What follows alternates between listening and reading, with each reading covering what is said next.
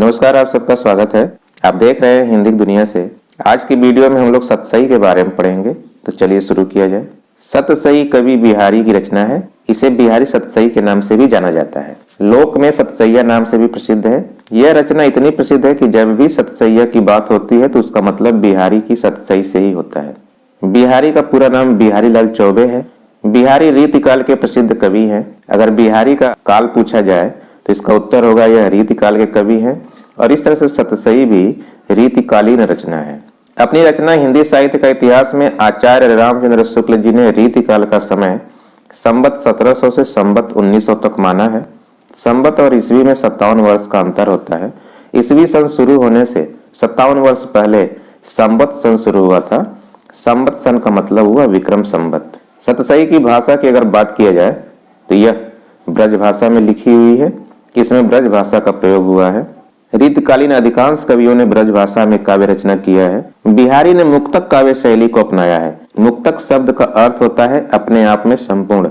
मुक्तक काव्य में प्रत्येक छंद अपने आप में पूर्णतः स्वतंत्र होता है और संपूर्ण अर्थ देता है। अर्थात एक छंद में कही हुई बात का दूसरे छंद में कही हुई बात से कोई संबंध या तारतम्य होना जरूरी नहीं होता है। सारे छंद एकदम स्वतंत्र होते हैं। सतसई मुक्तक काव्य की एक विशिष्ट विधा है। इसके अंतर्गत कविगण 700 या 700 से अधिक दोहे लिख करके एक ग्रंथ के रूप में संकलित करते रहे हैं। सतसई दो शब्दों से मिलकर बना है, सत और सई। सत का मतलब होता है 7 और सई का मतलब होता है 100। इस प्रकार सतसई काव्य वह काव्य है जिसमें 700 छंद होते हैं। अब इसमें जरूरी नहीं है कि सिर्फ 700 छंद ही हो, 700 से कुछ ज्यादा भी छंद हो सकते हैं। कुल मिलाकर के 700 छंद होने ही होने हैं। सतसई को मुख्य रूप से 3 भागों में बांटा जा सकता है। इसमें नीति विषयक, भक्ति और आध्यात्म परक, भाव परक और श्रृंगार से संबंधित दोहों का संकलन है। सतसई में श्रृंगारात्मक भाग अधिक है। सतसई में 600 दोहे श्रृंगार से संबंधित हैं। कला चमत्कार सर्वत्र चातुर्य के साथ प्राप्त होता है। सतसई में कला का चमत्कार सब जगह बड़ी चतुरता के साथ बिहारी ने प्रयोग किया है। बिहारी सतसई में कुल कितने दोहे संकलित हैं, इस पर विद्वानों में मतभेद है। कुछ विद्वान 719 दोहे मानते हैं तो कुछ विद्वान 713 दोहे मानते हैं। इसमें से 713 दोहे ही प्रामाणिक माने जाते हैं, बाकी 6 सोरठा हैं। जगन्नाथ दास रत्नाकर ने 1921 में सतसई की बिहारी रत्नाकर नाम से हिंदी में एक टीका लिखी है, जिसमें यह भी 713 दोहों को ही प्रामाणिक मानते हैं। जगन्नाथ दास रत्नाकर ने एक और रचना लिखी है जिसका नाम है उद्धव शतक। बिहारी ने केवल 2 ही छंद अपनाए हैं, दोहा और सोरठा, और सतसई में दोहा छंद की प्रधानता है। वैसे सारे जीवन में बिहारी ने इतने ही दोहे रचे हों यह सर्वथा मान्य नहीं ठहरता। संभव है कि सतसई में चुनकर आए कुल दोहे 700 से कई अधिक रचे गए होंगे। सतसई या सतसैया के बारे में एक दोहा बड़ा ही प्रसिद्ध है। अक्सर परीक्षाओं में इस पर आधारित प्रश्न पूछे जाते हैं। वह दोहा है, सतसैया कै दोहरे अरु नावक के तीर, देखत तो छोटे लगे घाव करे गंभीर। इसका अर्थ समझ लीजिए। नावक का शुद्ध होता है नावक, जिसके 2 अर्थ होते हैं। एक अर्थ होता है छोटा धनुष और दूसरा अर्थ होता है मधुमक्खी। तीरु का शुद्ध है तीर, जिसका एक अर्थ होता है बाण और दूसरा अर्थ होता है मधुमक्खी का डंक। इस दोहे के माध्यम से बिहारी सतसई के दोहों की विशेषता बताते हुए इसके रचयिता कवि बिहारी के काव्य कौशल की प्रशंसा की गई है कि बिहारी के दोहे देखने में तो दोहों जितने ही यानी 2 ही पंक्तियों के हैं, परंतु उनका अर्थ 2 पंक्तियों में नहीं समा सकता है। उन दोहों का अर्थ करने पर ऐसा लगता है मानो गागर में सागर भरा है। बिहारी के एक एक दोहे में गहन अर्थ, भाव, शिल्प, अलंकार, रस आदि की भरमार है। इन दोहों की व्याख्या करने पर कई अर्थ निकलकर सामने आते हैं।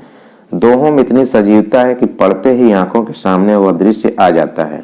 इन दोहों की आकार में लघुता भी मधुमक्खी के डंक के समान है, जो देखने में छोटा होता है मगर जहां वह डंक मार देती है शरीर के उस अंग पर गहरा घाव बन जाता है।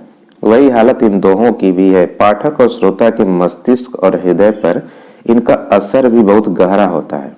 किसी कवि का यश उसके द्वारा रचित ग्रंथों के परिमाण पर नहीं, गुण पर निर्भर होता है। बिहारी के साथ भी यही बात है। अकेले सतसई ग्रंथ ने उन्हें हिंदी साहित्य में अमर कर दिया। श्रृंगार रस के ग्रंथों में बिहारी सतसई के समान ख्याति किसी को नहीं मिली। इस ग्रंथ की अनेक टीकाएं हुई हैं और अनेक कवियों ने इस ग्रंथ के दोहों को आधार बना करके कवित, छप्पय, सवैया आदि छंदों की रचना की। बिहारी सतसई आज भी रसिक जनों का काव्यहार बनी हुई है।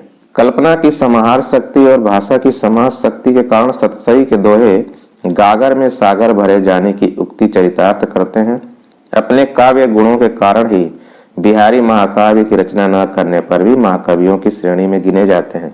उनके संबंध में स्वर्गीय राधा कृष्ण दास जी का यह कथन बड़ा सार्थक है कि यदि सूर सूर हैं, तुलसी शशि और उडगन केशवदास हैं, तो बिहारी उस पीयूष वर्षी मेघ के समान हैं, जिसके उदय होते ही सबका प्रकाश आच्छन्न हो जाता है।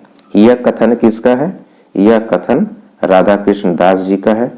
राधा कृष्ण दास ने ऐसा इसलिए कहा क्योंकि लोक में एक दोहा प्रसिद्ध है कि सूर सूर तुलसी शशि उडगन केशव दास, अब के कवि खद्योत सम जहाँ तह करत प्रकाश। दोहे की इन पंक्तियों के जरिए कहा गया है कि सूर्यदास सूर्य और तुलसी शशि यानी कि चंद्रमा तथा केशवदास उडगन यानी कि तारों के समान हैं और अब के शेष कवि तो जुगनू के समान चमकने वाले हैं। लेकिन राधा कृष्ण दास के अनुसार साहित्य जगत के आकाश में सूर्यदास भले ही सूरज जैसी चमक वाले हैं, तुलसीदास चंद्रमा जैसे दैदीप्यमान हैं और तारों की तरह भले ही केशवदास चमक बिखेर रहे हों, लेकिन जब बिहारी की बात आती है तो वह अमृत वर्षा करने वाले बादलों जैसे सबको ढक लेते हैं। उनके आगे सब लोग गायब हो जाते हैं। ऐसा किसका कहना है? राधा कृष्ण दास का कहना है। यह कथन भी बड़ा प्रसिद्ध है। अक्सर परीक्षाओं में इससे संबंधित प्रश्न पूछे जाते हैं। अब एक प्रश्न आपके लिए, इसका तो आप लोग कमेंट बॉक्स में दीजिए। प्रश्न है कि सतसई रत्नाकर किसकी रचना है? पहला विकल्प है बिहारी, दूसरा विकल्प है जगन्नाथ दास रत्नाकर, तीसरा विकल्प है केशव दास और चौथा विकल्प है भूषण। वीडियो अगर पसंद आई है तो लाइक कीजिए, कमेंट कीजिए और वीडियो को शेयर कीजिए। और अगर आप हमारे चैनल पर नए हैं तो हमारे चैनल को सब्सक्राइब कीजिए।